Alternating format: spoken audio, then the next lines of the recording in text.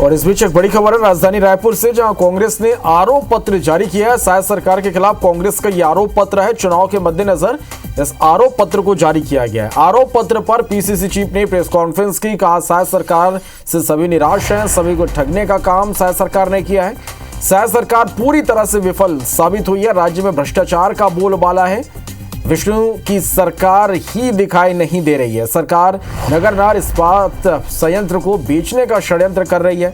सरकार के दबाव में धर्मांतरण जोर शोर से चल रहा है। आवाज़हीन खुद को ठगा हुआ महसूस कर रहा है। जगह जगह अवैध शराब, गांजा, ड्रग्स बिक रहा है। अनुसूचित जाति, जनजाति, हर वर्ग के लोग निराश हैं। सबको सरकार ने ठगने का काम किया है। भाजपा की विष्णु सरकार पूरी तरह से एक साल में विफल साबित हुई। राज्य में भ्रष्टाचार और कुशासन का दौर हावी है। विष्णु का सुशासन तो दूर, विष्णु की सरकार कहीं दिख भी नहीं रही है। चलिए, तो कांग्रेस ने आरोप पत्र जारी किया है। चुनाव के मद्देनजर यह आरोप पत्र है। ज्यादा जानकारी के लिए सीधा रुख कर लेते हैं रायपुर का राजेश मिश्रा हमारे साथ इस वक्त लाइव जुड़ गए। राजेश, चुनाव के मद्देनजर कांग्रेस ने यह आरोप पत्र जारी किया है, किस तरह से देखिए इस पूरे आरोप पत्र को?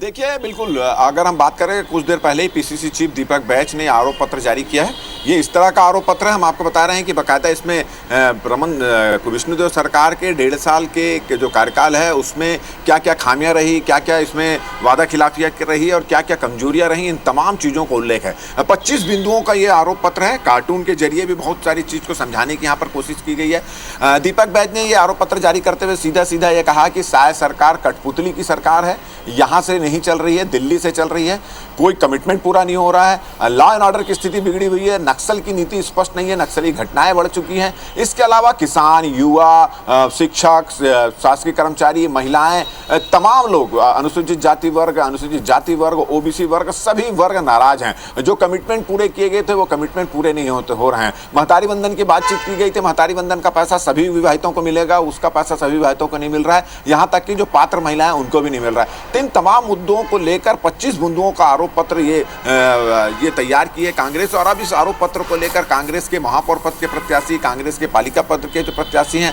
और पार्षद हैं, वो तमाम जगहों पर जाएंगे और जनता को शायद सरकार के कार्यकाल के में जो वादा खिलाफी हुई है, जो कानून व्यवस्था बिगड़ी है, उन तमाम चीज़ों को जनता के सामने रखेंगे और पोल खोलने की कोशिश करेंगे। और साथ ही साथ दीपक बैज ने बताया कि इन मुद्दों के अलावा जो एक कांग्रेस अपना घोषणा पत्र भी बहुत जल्द जारी करेगी, वो भी यहाँ पर तैयार हो चुका है। अगर घोषणा पत्र की बात करें तो इसमें मुख्य रूप से ये कहा गया है कि कोई भी जाति वर्ग का लोग इस सरकार से खुश नहीं है। लगातार घटनाएं बढ़ रही है, अपराध की घटनाएं लगातार बढ़ रही है। बलौदा बाजार कांड में जो बेगुनाह लोग उनको भर्ती कर दिए, जेल में अंदर कर दिया गया है। इसके अलावा जो कमिटमेंट किसानों से किए गए थे वो कमिटमेंट किसानों से पूरे नहीं हुए हैं। महिलाओं से जो कमिटमेंट किए थे वो पूरे नहीं हुए थे।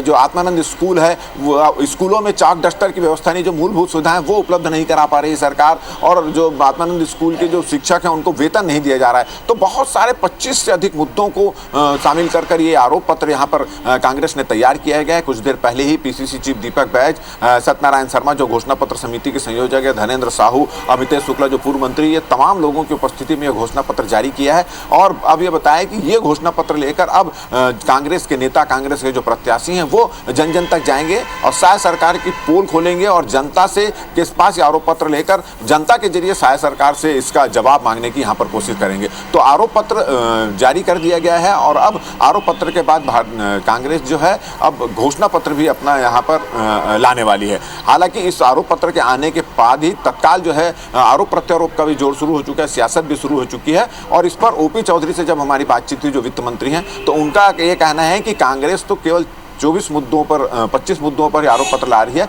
अगर हम चाहेंगे तो पूरी पुस्तक लग जाएगी। जो 5 साल के कार्यकाल में जो घोटाले, भ्रष्टाचार, अनियमितताएं, वादा खिलाफी हुई है, तो पूरा ग्रंथ लिख जाएगा। तो इसको लेकर आरोप पत्र आने के साथ ही अब सियासत भी शुरू हो चुकी है, आरोप प्रत्यारोप भी शुरू हो चुका है। अब रही बात, कांग्रेस ने आरोप पत्र तो अपना जारी कर दिया है, भारतीय जनता पार्टी भी एक आरोप पत्र लाने वाली है। भूपेश सरकार के जो पिछले 5 साल के कार्यकाल है उसमें जो घोटाले, भ्रष्टाचार और अनियमितताएं, वादा खिलाफी, उसको लेकर, और जो 10 साल रायपुर नगर निगम में जो कांग्रेस की सरकार रही, कांग्रेस के महापौर रहे, तो उसमें जो अनियमितताएं घोटाले हुए उसको लेकर भी आरोप पत्र लाने की तैयारी भाजपा भी है और घोषणा पत्र लाने की तैयारी भी। घोषणा पत्र पूरी तरह से तैयार हो चुका और जो हमको जानकारी मिली कि कल जो है भारतीय जनता पार्टी अपना घोषणा पत्र लगाएगी और रायपुर नगर निगम में कांग्रेस के खिलाफ आरोप पत्र भी लाएगी। जी चलो, तो चुनाव के मद्देनजर राजेश इस आरोप पत्र को जारी किया गया, देखना होगा कि किस तरह का असर इसका परिणामों में दिखाई देगा। बहुत शुक्रिया आपका इस पूरी जानकारी के लिए।